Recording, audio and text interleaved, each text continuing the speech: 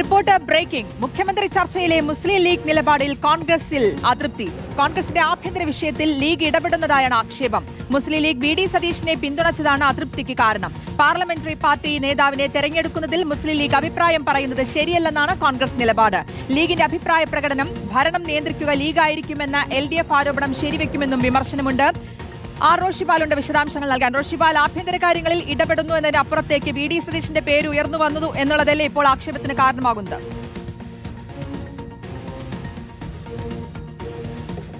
ശ്രുതി, അത് തന്നെയാണ് പ്രതിപക്ഷ നേതാവ് വി ഡി സതീശനെ പിന്തുണയ്ക്കാനുള്ള മുസ്ലിം ലീഗിന്റെ തീരുമാനം.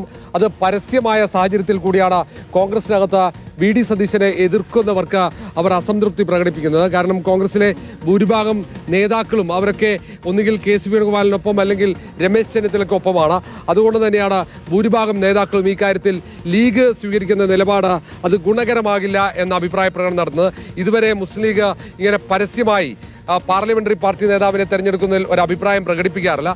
കോൺഗ്രസ് ഹൈക്കമാൻഡിനെ ഏതെങ്കിലും തരത്തിൽ അഭിപ്രായമുണ്ടെങ്കിൽ അറിയിക്കുന്നതിനപ്പുറത്തേക്ക് പരസ്യ അഭിപ്രായ പ്രകടനമോ മുസ്ലിം ലീഗിന്റെ യോഗത്തിൽ ചർച്ച നടത്തി ആ വിവരങ്ങൾ പുറത്തേക്ക് നൽകുന്നതും പതിവല്ല. പക്ഷേ ഈ തവണ അങ്ങനെയായിരുന്നില്ല.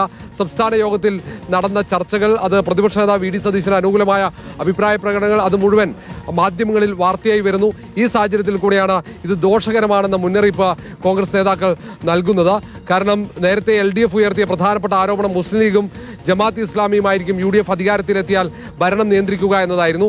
ആ ആരോപണം ശരിവെക്കുന്ന തരത്തിലേക്ക് കാര്യങ്ങൾ വിലയിരുത്തപ്പെടും എന്ന മുന്നറിയിപ്പ് കൂടിയാണ് കോൺഗ്രസിന്റെ പ്രധാനപ്പെട്ട നേതാക്കൾ നൽകുന്നത്. ഏതായാലും KC വേണുഗോപാൽ പക്ഷം, അതേപോലെ തന്നെ A ഗ്രൂപ്പ്, ഒപ്പം രമേശ് ചെന്നിത്തലയെ പിന്തുണയ്ക്കുന്നവരെല്ലാവരും അസ്വസ്ഥരാണ് മുസ്ലിം ലീഗിന്റെ ഈ നിലപാടിൽ. ഏതായാലും ലീഗ് നേതൃത്വത്തെ ഒരുപക്ഷേ കോൺഗ്രസിന്റെ പ്രധാനപ്പെട്ട നേതാക്കൾ ഈ കാര്യത്തിൽ അവരുടെ അതൃപ്തി അറിയിക്കാൻ സാധ്യതയുണ്ട്. കാരണം സാധാരണ കോൺഗ്രസ് ഹൈക്കമാൻഡ് ഈ പാർലമെന്ററി പാർട്ടി ലീഡറെ തെരഞ്ഞെടുക്കുന്ന ഘട്ടത്തിൽ ഒരുപക്ഷേ ലീഗിന്റെ അഭിപ്രായം തേടിയേക്കാം. അത് ഭൂരിപക്ഷം താരതമ്യേന കുറവാണെങ്കിലാണ് മുസ്ലിം ലീഗിന്റെ അഭിപ്രായത്തിന് അവിടെ പ്രാധാന്യം ഉണ്ടാവുക. വലിയ ഭൂരിപക്ഷമാണെങ്കിൽ അവിടെ സ്വാഭാവികമായും കോൺഗ്രസ് നേതൃത്വം തീരുമാനമെടുക്കും. ഏതായാലും കോൺഗ്രസിന്റെ MLA-മാരുടെ അഭിപ്രായം പരിഗണിച്ചാണ് പാർലമെന്ററി പാർട്ടി ലീഡർ ആരാണ്, മുഖ്യമന്ത്രി ആരാണെന്ന കാര്യത്തിൽ ഹൈക്കമാൻഡ് അന്തിമ തീരുമാനമെടുക്കുക.